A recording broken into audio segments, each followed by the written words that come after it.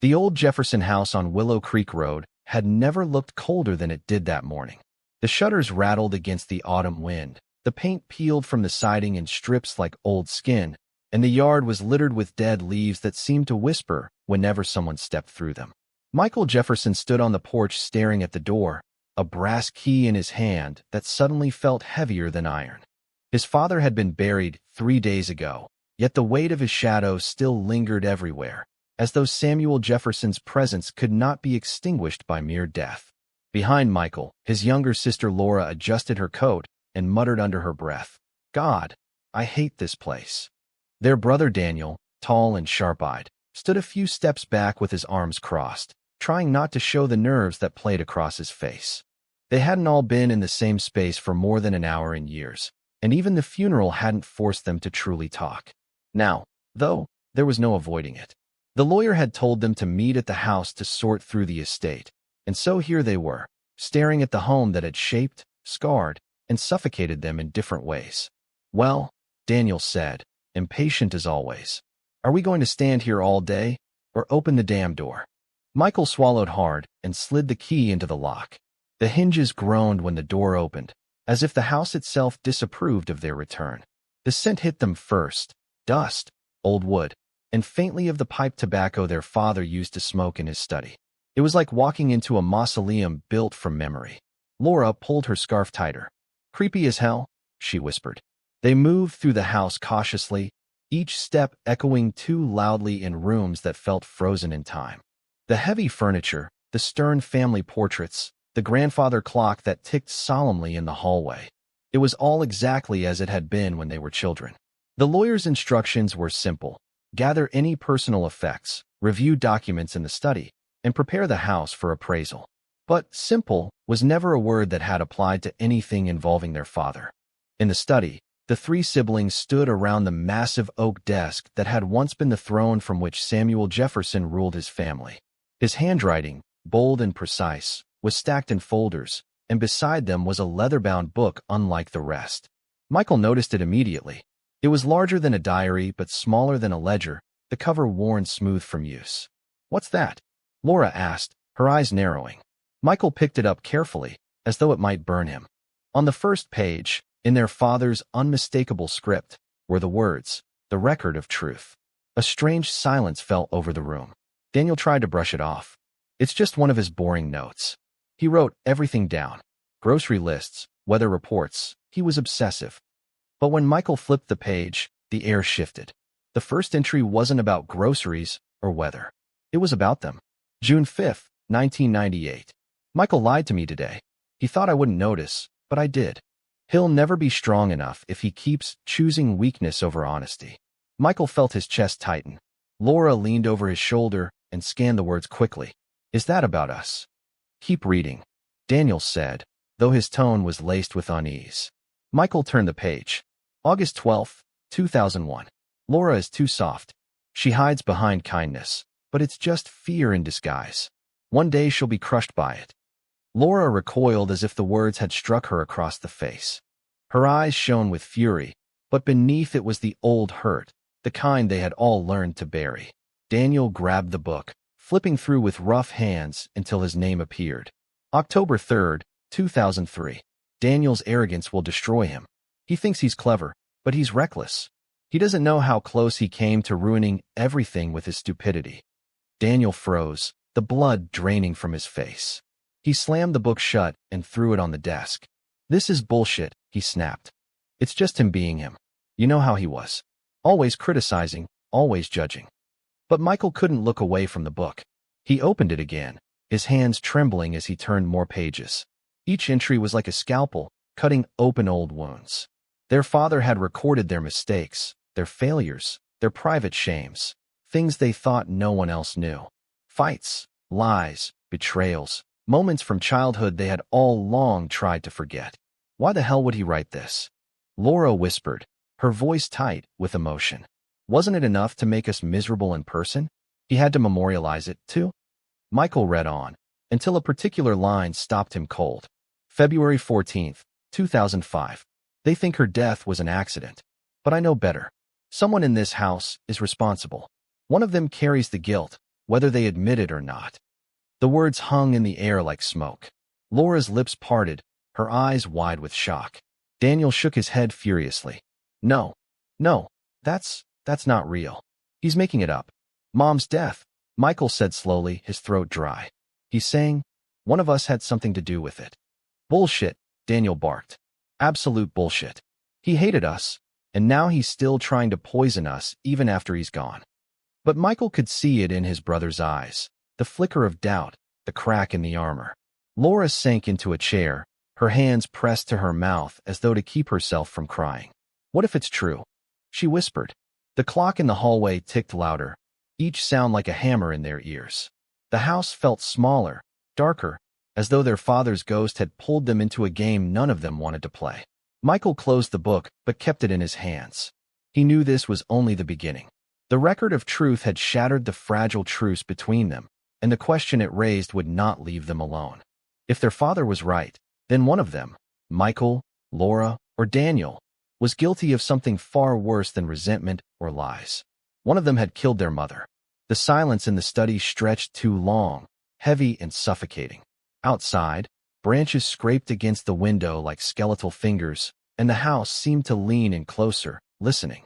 Michael set the journal back on the desk, but his hand lingered on it, as if it might leap away if he let go. We shouldn't read any more, Laura said finally, her voice trembling but firm. This is poison. We should burn it before it ruins us completely. Burn it. Daniel's laugh was sharp, almost bitter. That's exactly what he'd want us to do. Pretend it never existed. Sweep it under the rug, like everything else. And what's your brilliant idea? Laura shot back, anger rising to cover her fear. Keep it. Carry it around like a weapon? Because that's what it is, Daniel. A weapon he left behind to keep us hating each other. Michael stood between them, trying to keep his own breathing steady. We can't just ignore this. He's claiming one of us had something to do with Mom's death. That's not the kind of thing you just toss in the fireplace. Laura's eyes glistened with tears, but her jaw tightened. Mom's death was an accident. We all know that. She fell. End of story. Do we? Daniel asked, his voice low now, almost dangerous. Do we really? Laura stared at him as though he had slapped her. Don't start, she hissed. Don't you dare. What? Daniel leaned forward, his eyes hard. You don't think I remember how things were back then? All those fights, all that tension? You think it's impossible that maybe… Stop it. Laura's voice cracked. She clutched the edge of the desk, knuckles white. You're sick, even suggesting it. Michael felt the floor tilt beneath them, the fragile ground of their sibling bond crumbling faster with every word. He opened the journal again, against his better judgment, searching for clarity. The next entry he read out loud, his voice strained. March 2nd, 2005. I've begun to see cracks in their stories. They don't remember the night the same way. Someone lies because they must. Michael's voice faltered, but the damage was done. Laura covered her face with her hands, rocking slightly in the chair. Daniel paced the room, running a hand through his hair in frustration. He's manipulating us from the grave, Daniel muttered. That's what this is. A sick game. He always wanted us to suspect each other. He thrived on control. Maybe, Michael admitted. But what if he wasn't lying? What if he really found something? He turned the pages more quickly now, desperate, as though answers would leap out if he moved fast enough. The entries shifted from critiques of their personalities to darker musings, suspicions, accusations, half-formed theories. Their father had documented conversations, moods, even the smallest inconsistencies in their recollections after their mother's fall. This is insane, Laura whispered. We were kids. Kids, Michael. How could he expect us to? She trailed off, shaking her head. He wanted to break us, Daniel said. And congratulations, it's working. The tension snapped when Laura grabbed the journal from Michael's hands and marched toward the fireplace in the corner of the study. No more. This ends now. Michael lunged to stop her, but Daniel moved first, snatching the book from her grip with a force that nearly sent her stumbling. Over my dead body, he growled. You think I'm going to let you destroy the only piece of truth we've got? Truth. Laura spat. This isn't truth, Daniel. It's his twisted version of it. Can't you see that? Michael tried to intervene again, but Daniel shoved past him, holding the journal tight against his chest like a prize. His eyes burned. not just with defiance, but with something else, fear. You're too blind to see it, Daniel snapped. One of us knows more than they're admitting. That's what this is about. And I'll be damned if I let either of you erase that. Laura's face contorted with fury and something deeper, betrayal. So you think it's me, don't you? That's what you're saying. Daniel hesitated, and in that hesitation, the answer was clear enough. Laura let out a sharp, disbelieving laugh, but tears streaked down her cheeks. Unbelievable. After everything, after all the years of me trying to hold this family together, you're going to point the finger at me? Michael's heart pounded in his chest. He saw the past rising in both their faces, nights of screaming matches, mornings of icy silence, the weight of a house ruled by suspicion and fear. Stop, he begged. Please, this isn't what Mom would have wanted. Don't you dare talk about what she wanted. Laura snapped, her voice breaking. You don't know. None of us ever knew. She was miserable, Michael. Miserable with him, and with us, and with this whole damn life. Daniel froze at that, his jaw tightening. For a moment, his bravado slipped, and something vulnerable showed through. Michael caught it, the shadow of guilt, of memory. And then Daniel shut it down, hard. We need to keep reading, he said. We need to know everything he wrote. That's the only way we'll ever get free of him. Laura shook her head violently. Reading more won't free us. It'll chain us. Don't you get it? He wrote it to destroy us. But despite her words, even she leaned closer when Michael opened to another marked page. April 9th, 2005. One of them knows the truth. Their silence is their confession. I will uncover it, even if it takes the rest of my life. Michael shut the book again, his stomach twisting. His father's words had a way of cutting straight through his defenses, planting doubt where certainty once lived. None of them could walk away now, not without wondering. The rest of the day passed in stilted conversation, every glance loaded with suspicion. They boxed up papers and sorted through belongings, but the journal sat in the center of the desk like a viper, coiled and waiting. That night, when the wind howled louder and the house settled with creaks that sounded like footsteps, Michael lay awake in his childhood room, staring at the ceiling. His mind replayed every fight, every strange moment leading up to their mother's death. Had he missed something? Was Daniel right? Was Laura hiding something? Or was it possible that the guilt belonged to him, buried so deep he couldn't even face it? Downstairs, the study door creaked open. Michael sat up, straining to hear. A floorboard groaned. Someone was moving quietly through the house. And when the sound of pages turning reached his ears, he knew one of his siblings was reading the journal in secret. Michael hadn't slept at all. When dawn finally broke, gray and reluctant, he crept down the stairs as quietly as possible. The study door was half closed, and the faint smell of tobacco lingered, as if their father had been there only moments ago. Michael pushed the door open, his heart pounding, expecting to find one of his siblings bent over the journal. But the desk was empty. The book sat in the center, closed, yet its placement was different than the night before. Someone had moved it. Someone had read more. He turned as Laura appeared in the doorway, her hair tangled, her eyes swollen from crying. You heard it too, didn't you? She asked softly. Michael hesitated, then nodded. One of us was in here last night. Daniel, Laura whispered instantly. It had to be him. He's obsessed. Michael wanted to agree, but doubt gnawed at him. Laura looked pale, almost fragile in the pale light, and for a fleeting second, he wondered if she could have been the one sneaking around instead. Before he could speak, Daniel stormed into the room, his face tight with exhaustion and anger. What are you two whispering about? His eyes darted to the desk, then narrowed. Did either of you read more? You were down here last night, Michael said carefully. We heard you. The hell you did, Daniel shot back. His tone was defensive, too sharp. I never left my room. Liar, Laura muttered under her breath. Daniel spun on her. What did you just say? You heard me. Laura crossed her arms. You're hiding something. You've been hiding something for years. Michael held up his hands before the argument could spiral, but his attempt at peace was useless. Daniel's voice rose with every word.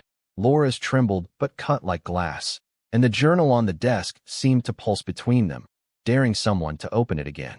Michael, in desperation, flipped it open himself. His eyes landed on a passage he hadn't noticed before, marked by their father with a pressed, dried leaf tucked between the pages.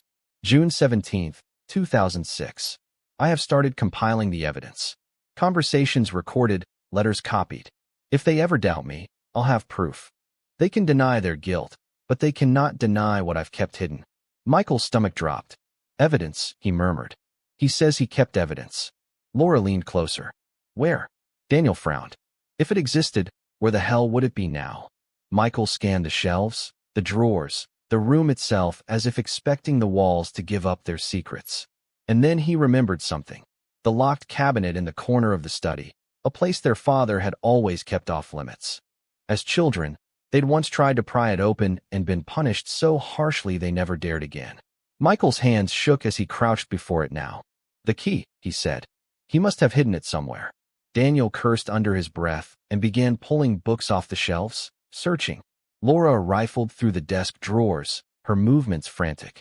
Minutes stretched, and frustration built, until Laura gasped and held up a small brass key she'd found taped beneath the bottom drawer. Without waiting, Michael jammed it into the lock of the cabinet. The tumblers clicked, and the door swung open.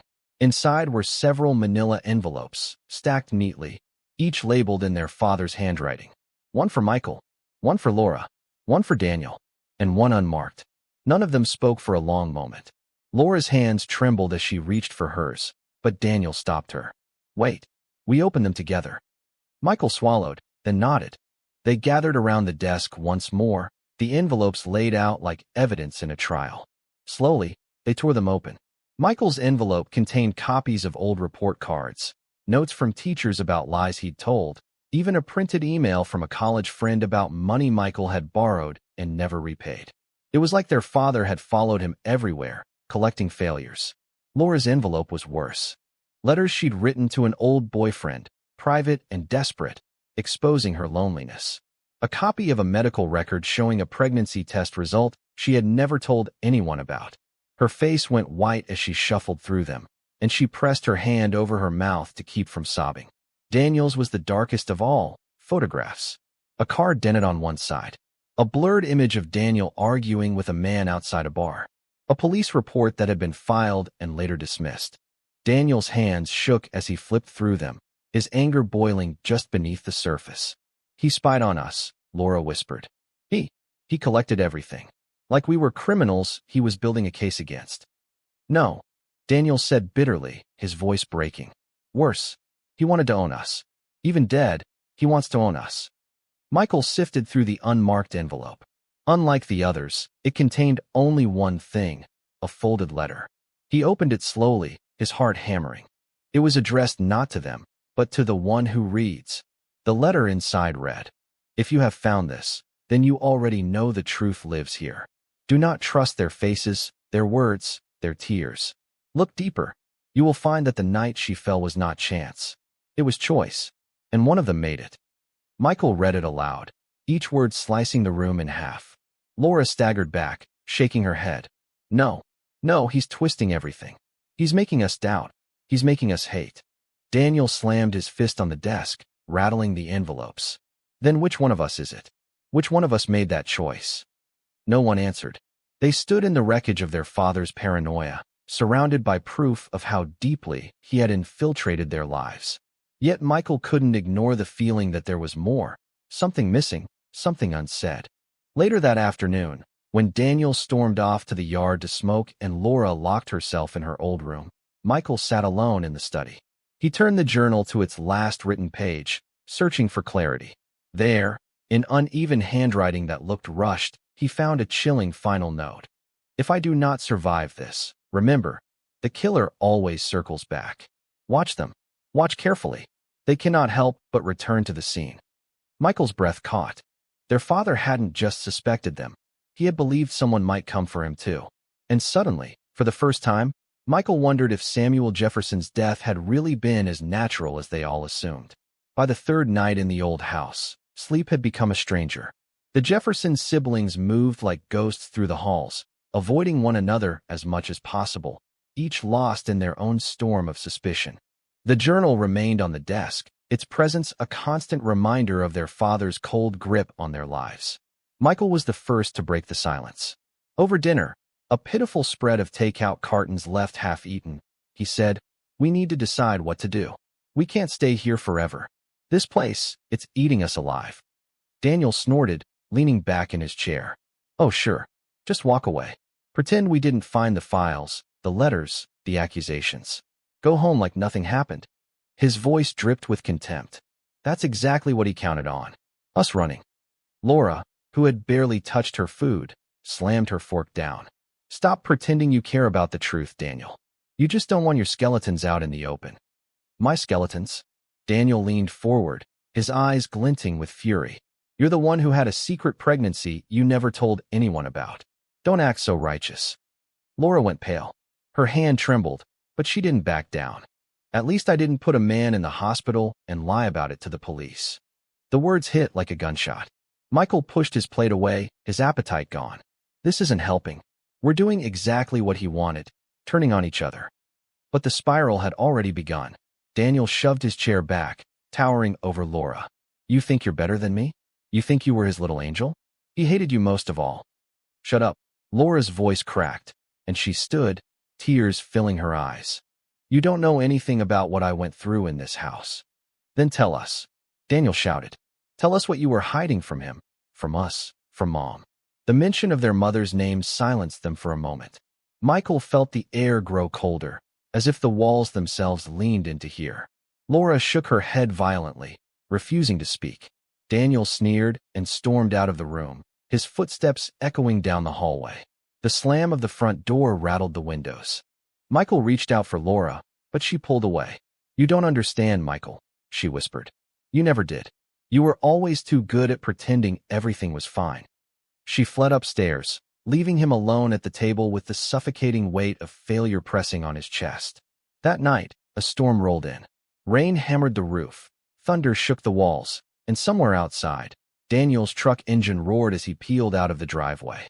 Michael wandered the halls restlessly, haunted by his father's last written words. The killer always circles back.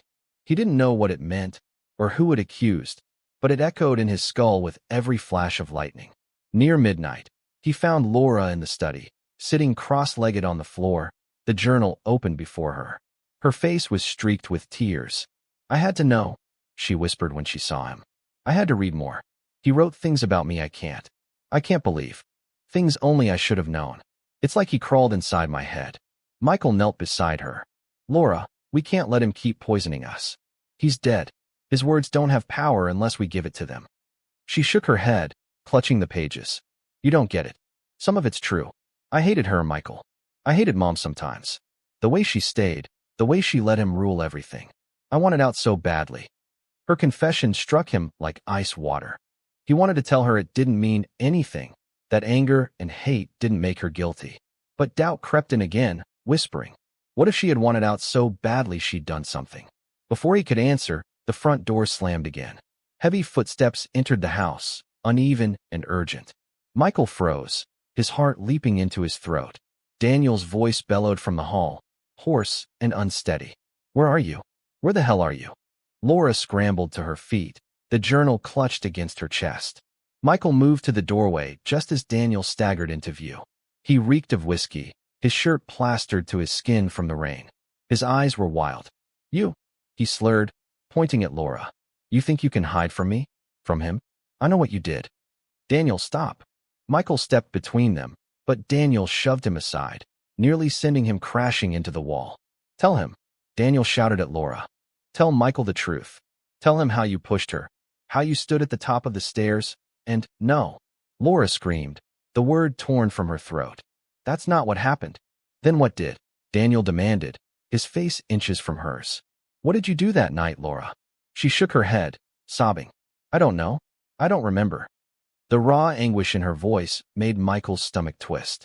She wasn't lying, not exactly, but she wasn't telling the whole truth either. Daniel lunged for the journal, trying to rip it from her hands. Laura screamed, clutching it tighter, and in the struggle, the pages tore. Loose sheets fluttered to the floor like broken feathers. Michael dove in, grabbing at the scraps before they could scatter. One page caught his eye, an entry dated the very night their mother died.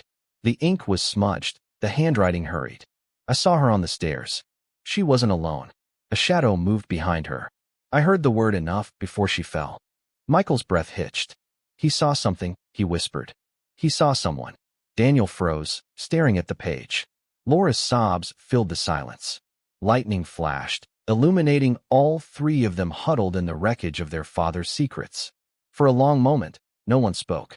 Then Daniel whispered, almost too low to hear. It wasn't an accident. He knew. Outside, thunder crashed so violently the lights flickered, plunging the house into darkness. The house was plunged into blackness, the storm outside howling like a living thing. For a heartbeat, the only sounds were Laura's ragged sobs and the furious thump of Daniel's breathing. Michael's pulse thundered in his ears. He fumbled in the dark, his hands brushing torn journal pages scattered across the floor, slick beneath his fingers like spilled blood.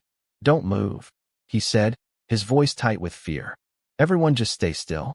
Lightning slashed across the sky, casting the study in a harsh white glow. In that flash, Michael saw Daniel's face twisted with fury, his fists clenched at his sides. He saw Laura clutching what was left of the journal to her chest, her eyes wide with terror. And he knew something was about to break. When the light vanished, Daniel's voice came low, almost guttural. "It was you, Laura. It's always been you. I knew it that night, and I know it now." Laura screamed back, her voice breaking. "I didn't push her. I swear I didn't. I just—" But her words dissolved into sobs. Michael stepped forward, his hands raised. "Daniel, stop. We don't know what happened. We don't have proof." "Proof?" Daniel barked a bitter laugh. "We've had proof shoved in our faces all week. Look at the files, the letters, the goddamn photos." He knew who was guilty. He was trying to tell us. Or he was trying to control us, Michael countered. His voice trembled, but he forced strength into it. You can't take everything he wrote as gospel. He was a bitter, paranoid man. Another flash of lightning revealed Daniel's wild eyes, darting between Michael and Laura. "You're protecting her," he spat. "Just like always. You were his favorite, Michael. The good son. The one who never got his hands dirty. But you," he jabbed a finger at Laura. "You were his disappointment. And now we know why." Laura shook her head violently. "You don't understand. You weren't there, Daniel. You were drunk that night. You didn't see what I saw." The words hung in the air like smoke. Michael froze. "What did you see?" Laura pressed her hands to her face. "I can't. I don't know anymore. It's all jumbled. I just remember her falling, and her voice cracked. And Dad's voice, screaming her name. That's all." The storm roared louder, the windows rattling in their frames. Daniel suddenly lunged, snatching a jagged piece of the torn journal from the floor. "If you won't confess, then I'll make you."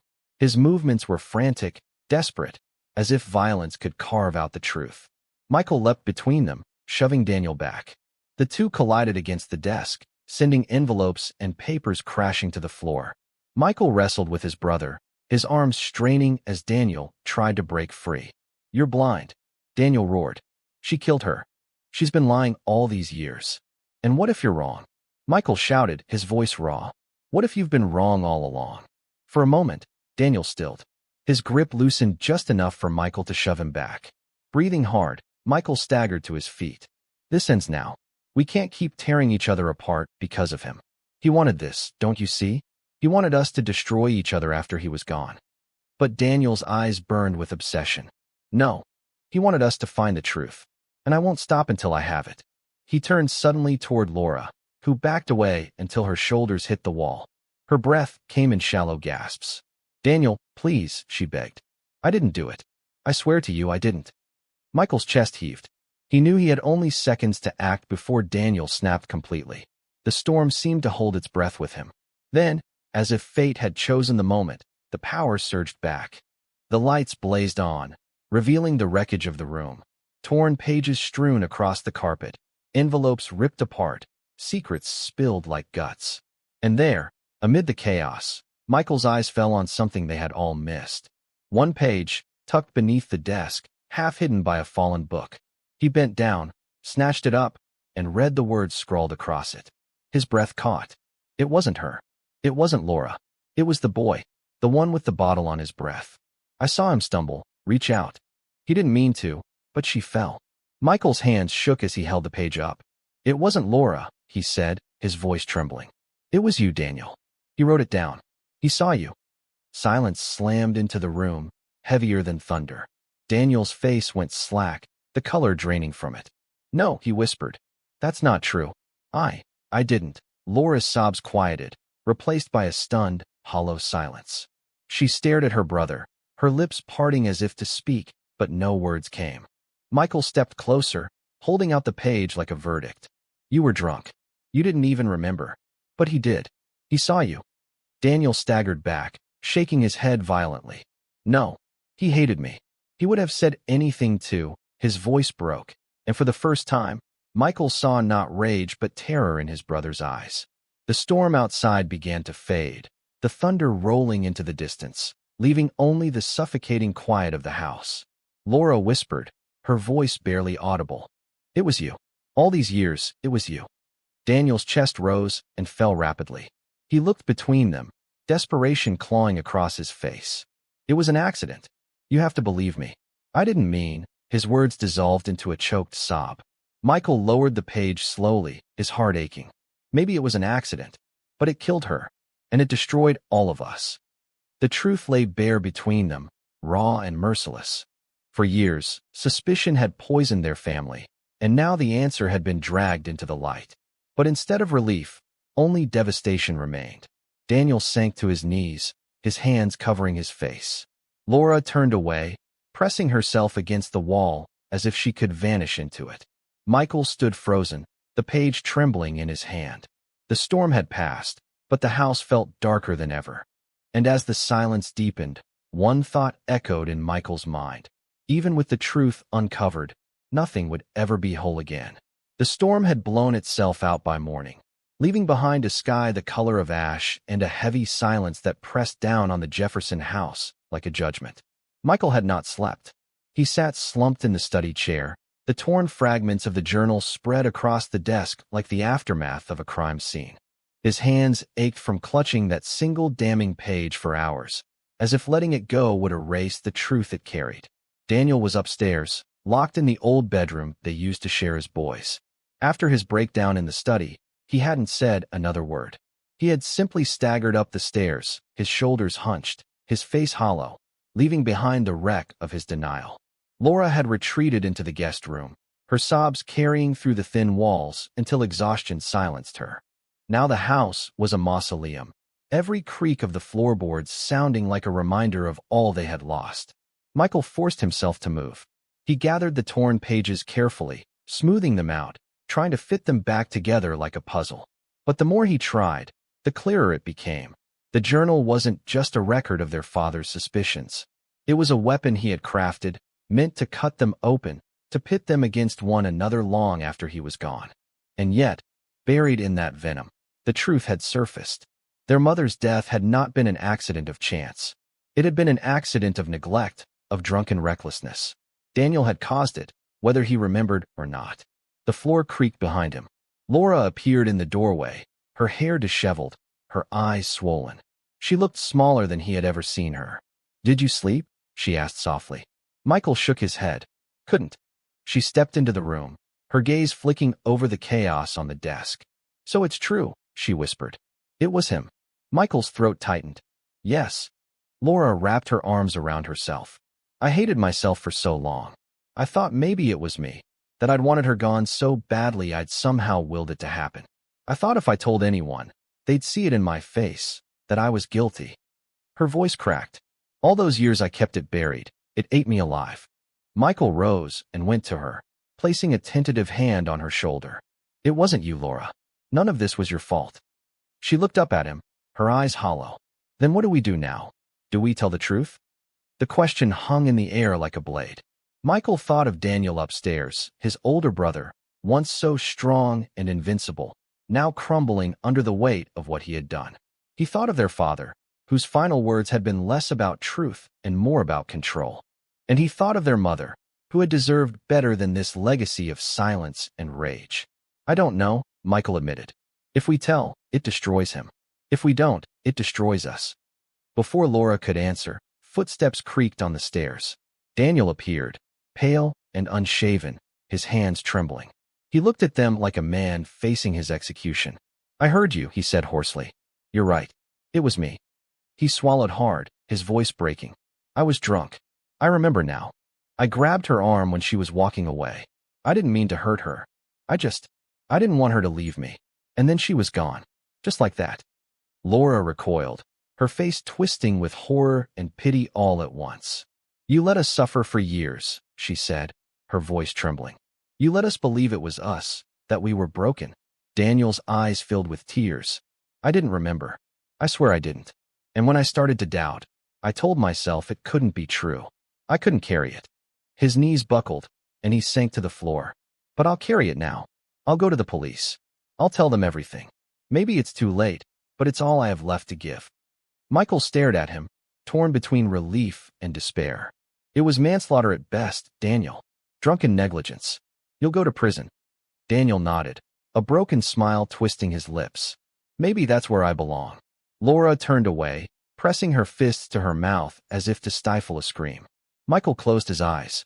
The choice lay before him like a chasm. Let Daniel take the punishment and tear apart what little remained of their family, or bury the truth again and live under its suffocating shadow. When he opened his eyes, he saw Laura watching him, waiting for his answer. Her gaze begged him to decide. Michael took a long breath. We'll take the journal to the authorities, he said finally, his voice steady though his heart raced. It's the only way to end this. We can't keep carrying his lies. We have to tell the truth, no matter what it costs. Laura's shoulders sagged, tears streaming down her cheeks. Daniel bowed his head, resignation settling over him like a shroud. For the first time, the silence in the house felt different, not oppressive, but final, like the closing of a coffin lid. Later that afternoon, they packed the journal into a battered box. Michael drove them into town, the road stretching before them gray and endless. No one spoke. The weight of their decision hung heavy in the air, yet beneath it all was something strange, something almost like release. At the police station, Daniel walked in first. He looked back only once, meeting Michael's eyes with a mixture of fear and gratitude, before stepping forward to confess. Laura clutched Michael's hand, her fingers ice cold. Do you think this will fix anything? She asked. Michael stared at the floor, at the scuffed linoleum tiles that smelled faintly of bleach. No, he admitted. It won't fix anything, but maybe it will stop the bleeding. That night, back at the old house, Michael wandered through the empty rooms alone. Laura had gone to stay with a friend in town, unable to face the shadows just yet. Daniel was behind bars, waiting for judgment. Michael moved through the study one last time, his fingers brushing over the desk, the torn envelopes, the shelves lined with his father's books. He gathered the scattered journal pages into a neat stack and locked them away in the drawer. As he closed it, he whispered, "You lost, Dad. We found the truth, and we're still here." But even as he said it, he knew the truth was not victory. It was only survival.